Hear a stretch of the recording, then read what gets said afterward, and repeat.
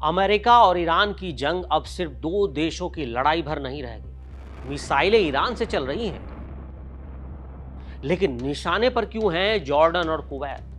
क्या ये देश सीधे युद्ध में शामिल हैं या सिर्फ अमेरिकी ठिकानों की वजह से आग की चपेट में आ गए? आखिर अमेरिका पर हमला करने की बजाय ईरान उसके पड़ोसी सहयोगी देशों को क्यों निशाना बना रहा है? और क्या इससे पूरा मिडिल ईस्ट एक बड़ी जंग की तरफ बढ़ रहा है? इस वक्त दुनिया की सबसे बड़ी खबर मिडिल ईस्ट से है। अमेरिका और ईरान के बीच तनाव अब खुले सैन्य संघर्ष का रूप ले चुका है। हाल के घटनाक्रम में जॉर्डन में हुए एक हमले में 2 अमेरिकी सैनिकों की मौत की पुष्टि, जिसके बाद अमेरिका एकदम बौखला गया और उसने ईरान के खिलाफ लगातार हवाई हमले किए। अमेरिकी सेंट्रल कमांड यानी सेंटकॉम ने दावा किया कि उसने ईरान के revolutionary guards missile depot, drone storage और सैन्य ठिकानों को टारगेट किया। लेकिन इस पूरे घटनाक्रम के बीच एक सवाल सबसे ज्यादा पूछा जा रहा है कि अगर लड़ाई अमेरिका और ईरान के बीच है तो मिसाइलें जॉर्डन और कुवैत में क्यों गिर रही हैं? आखिर इन देशों का इसमें क्या रोल है और क्या ईरान वास्तव में इन देशों से भी युद्ध लड़ रहा है? चलिए इसे बिल्कुल हम आसान भाषा में समझते हैं। तो सबसे पहले ये समझ लीजिए कि आधुनिक युद्ध हमेशा दुश्मन के अपने देश तक सीमित नहीं रहता। कई बार असली लक्ष्य कहीं और होता है, लेकिन हमला दूसरी जगह पर किया जाता है जहां दुश्मन की सैन्य मौजूदगी हो। यही वजह है कि आज जॉर्डन और कुवैत चर्चा में हैं और टारगेट पर है। जॉर्डन और कुवैत दोनों अमेरिका के पुराने रणनीतिक साझेदार हैं। इन देशों में अमेरिकी सेना की मौजूदगी, एयरबेस, लॉजिस्टिक हब और सैन्य ढांचा मौजूद है। अमेरिका मिडिल ईस्ट में अपने ऑपरेशंस चलाने के लिए लंबे समय से इन देशों का इस्तेमाल करता रहा। इसलिए जब ईरान अमेरिका को जवाब देना चाहता है तो वो सिर्फ अमेरिकी मुख्य भूमि को देखने के बजाय उन स्थानों को देखता है जहां अमेरिकी सेना तैनात है, यानी अमेरिकी बेस है। अब बात जॉर्डन की करते हैं। हाल में ही जॉर्डन में अमेरिकी और सहयोगी बलों पर मिसाइल और ड्रोन हमला हुआ। इसमें 2 अमेरिकी सैनिकों की मौत हुई और कई लोग घायल। अमेरिकी अधिकारियों ने इसके लिए ईरान को जिम्मेदार ठहराया और यहीं से अमेरिका की बड़ी प्रतिक्रिया शुरू हो गई। अमेरिका ने कहा कि उसके सैनिकों पर हमला हुआ है, वो छोड़ेगा नहीं, उसका जवाब मिलेगा। इसके बाद ईरान के भीतर कई सैन्य ठिकानों पर हमले हुए। अब सवाल ये कि जॉर्डन इतना महत्वपूर्ण क्यों है? जॉर्डन भौगोलिक रूप से ऐसे क्षेत्र में स्थित है जहां से इराक, सीरिया, इजराइल और खाड़ी क्षेत्र तक सैन्य गतिविधियों पर नजर रखी जा सकती है। अमेरिका के लिए एक रणनीतिक ये मंच की तरह है। इसलिए जॉर्डन में मौजूद अमेरिकी सैन्य ढांचे को नुकसान पहुंचाना ईरान के लिए एक बड़ा रणनीतिक संदेश माना जाता है। अब आते हैं कुवैत पर। कुवैत आज अमेरिकी सैन्य लॉजिस्टिक्स का एक बेहद महत्वपूर्ण केंद्र है। यहाँ अमेरिकी सैनिकों की तैनाती है, हथियारों का भंडार है, सप्लाई नेटवर्क और एयर ऑपरेशंस की सुविधाएं मौजूद हैं।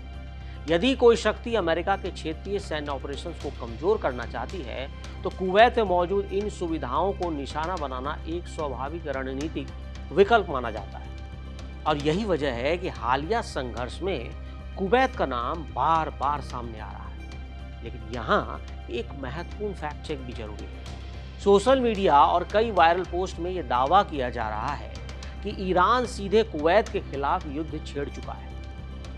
अब ये दावा पूरी तरह से सही नहीं है। असल में उपलब्ध रिपोर्टों के आधार पर इनका मुख्य लक्ष्य अभी भी अमेरिकी सैन्य प्रतिष्ठान और उनसे जुड़ी सुविधाएं यानी अमेरिकी बेस। कुवैत इसलिए प्रभावित हो रहा है क्योंकि वहां अमेरिकन सैन्य ढांचा मौजूद है। इसका मतलब ये नहीं कि ईरान का प्राथमिक उद्देश्य कुवैत राज्य पर कब्जा करना या कुवैत के साथ अलग से युद्ध छेड़ना है। अब युद्ध की रणनीतिक भाषा में इसे होस्ट नेशन टारगेटिंग कहा जा सकता है, यानी ऐसे देशों को निशाना बनाना जहां प्रतिद्वंदी सेना यानी दुश्मन की सेना मौजूद हो।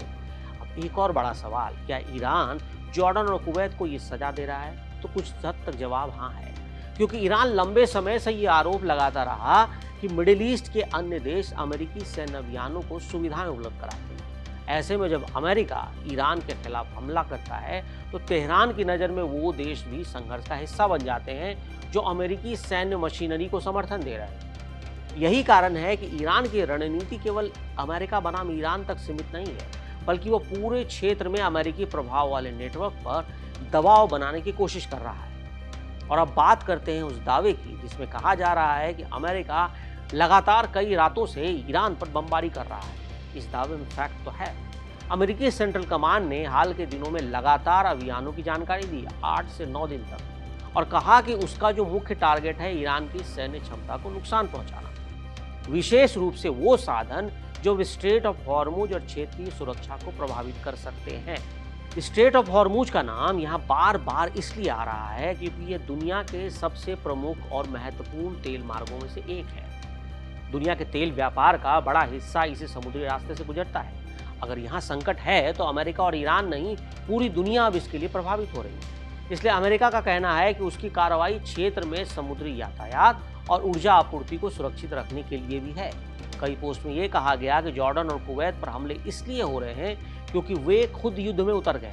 ये निष्कर्ष सही नहीं है। अब तक उपलब्ध जानकारी यही संकेत दे रही है कि इन देशों की भूमिका मुख्य रूप से अमेरिकी सैन्य उपस्थिति की मेजबानी करने वाली है। वो इसके हमलों के दायरे में आए क्योंकि उनके यहाँ अमेरिकी सैन्य ठिकाने हैं। इसलिए ये कहना कि जॉर्डन और कुवैत भी सीधे इस युद्ध में मुख्य पक्षकार हैं, पूरी तस्वीर नहीं है। असली तस्वीर ये है कि ईरान अमेरिकी सैन्य नेटवर्क पर दबाव बनाना चाहता है और वो उन स्थानों को निशाना बना रहा है जहां अमेरिकी सैनिक, हथियार और सैन्य संसाधन मौजूद हैं। एक और पहलू है जिसे हम मनोवैज्ञानिक दबाव कह सकते हैं। अगर किसी संघर्ष को केवल एक देश की सीमा या वहां तक सीमित रखा जाए तो उसके प्रभाव सीमित रहते हैं, लेकिन जब पड़ोसी देशों में अलार्म बजने लगते हैं, एयर डिफेंस सक्रिय होता है, तो क्षेत्रीय अस्थिरता बढ़ती है, तब अंतर्राष्ट्रीय दबाव भी बढ़ता है। और ईरान यही संदेश देना चाहता है कि अमेरिका जिन जिन की रखवाली कर रहा है वो सुरक्षित नहीं है, और ये मैसेज जा रहा है। यानी अगर ईरान पर हमला होगा तो वह पूरे क्षेत्र को तबाह कर देगा। दूसरी तरफ अमेरिका ये दिखाना चाहता है कि उसके सैनिक पर हमला करने वाले को भारी कीमत चुकानी पड़ेगी। यानी दोनों पक्ष सैन्य कार्रवाई में साथ साथ राजनीतिक और रणनीतिक संदेश भी भेज रहे हैं। अब सबसे बड़ा सवाल, क्या ये संघर्ष एक बड़े क्षेत्रीय महायुद्ध में बदल सकता है? फिलहाल इसकी आशंका से इनकार नहीं किया जा सकता, क्योंकि Jordan, Kuwait, Bahrain, Iraq, Syria, खाड़ी देश, यूएई, सऊदी अरब सब अमेरिका के हित में मौजूद हैं और सब पर ईरान अटैक कर रहा है। अगर हमले और जवाबी हमलों का ये सिलसिला लंबा चलता रहा तो कई देश अप्रत्यक्ष रूप से इसकी चपेट में आएंगे। यही वजह है कि पूरी दुनिया की नज़र इस संघर्ष पर टिकी है। तो अंत में इस पूरे मामले का निष्कर्ष ये है, पहला, अमेरिका और ईरान के बीच सैन्य टकराव वास्तविक और गंभीर स्तर पर है। दूसरा, जॉर्डन और कुवैत को इसलिए निशाना बनाया जा रहा है क्योंकि वहां अमेरिकी सैन्य और सैन्य ढांचा मौजूद है। तीसरा, इस आधार पर यह कहना ज़्यादा सही होगा कि अगर ईरान का मुख्य लक्ष्य अमेरिकी सैन्य नेटवर्क नहीं बल्कि जॉर्डन और कुवैत पर कब्जा करना, तो ये बात सही नहीं है।